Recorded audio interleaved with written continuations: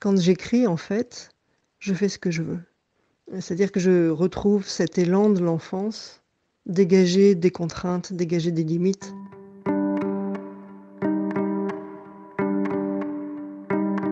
Parole d'écrivain, 4e épisode, par Sarah Masson. Nous y voilà, la grande affaire de l'imagination. D'où ça vient cette histoire? Mais où es-tu allé chercher tout ça? Nous dit-on souvent lorsqu'on écrit.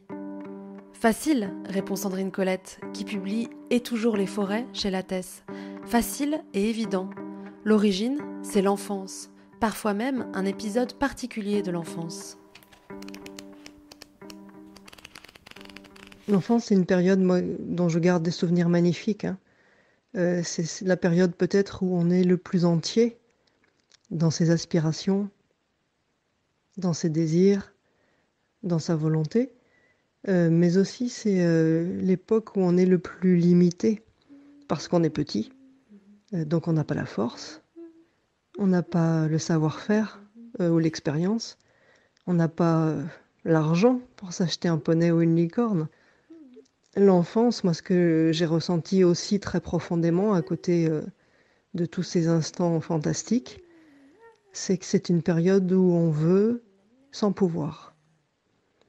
Et ça a provoqué chez moi beaucoup de colère, beaucoup de désespoir, beaucoup de frustration, en fait. Je me souviens un jour avoir dit en larmes à ma grand-mère, je devais avoir 9 ans, 10 ans, hein, que ce que je voudrais le plus au monde, c'est être une fée avec une baguette magique pour faire tout ce que je veux. Et elle m'a répondu, mais tu es déjà une fée. Alors, sur le coup, c'est vrai que ça m'avait pas convaincue, hein. J'étais repartie avec toujours beaucoup de colère parce que c'était pas vrai. J'étais pas une fée.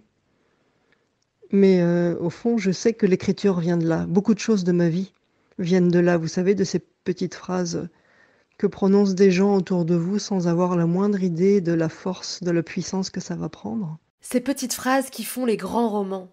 Ce sont parfois des encouragements, des conseils. Puis, on prend son carnet et on note de manière effrénée ces petites expressions, ces images qui nous interpellent au détour d'une conversation.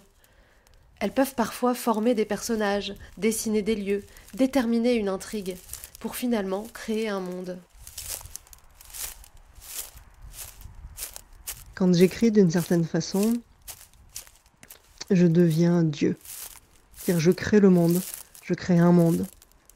Et en même temps, je deviens Sisyphe parce que chaque fois que je mets le point final à un livre, donc à un monde, je recommence. Et ce recommencement est infini. Quand je crée un monde, j'invente un lieu, j'invente des personnages, et je décide de tout ce qui va arriver. Et écrire, c'est ça pour moi. C'est pas une question de toute puissance, hein. C'est plutôt la capacité à effacer l'inconnu, les mauvaises surprises, donc à effacer la peur. L'écriture serait un support contre l'effroi, contre l'éternel basculement du monde.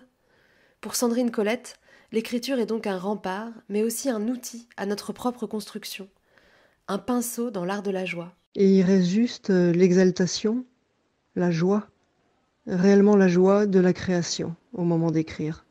Et cela, je crois, indépendamment du contenu de l'histoire, c'est-à-dire que celle-ci peut être très sombre, très terrible, et malgré tout, ça n'enlève rien à cette joie, à cette espèce de transe ou de modification de conscience que vous avez au moment où vous écrivez.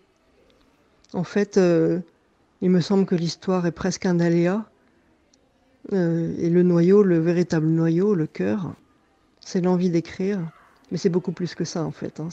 C'est le besoin d'écrire. C'est-à-dire que c'est comme la faim ou la soif, c'est quelque chose qui se ressent physiquement, vous l'avez au fond des tripes. Et en fait, pour moi, écrire, c'est respirer. Moi, j'écris pour ne pas m'asphyxier.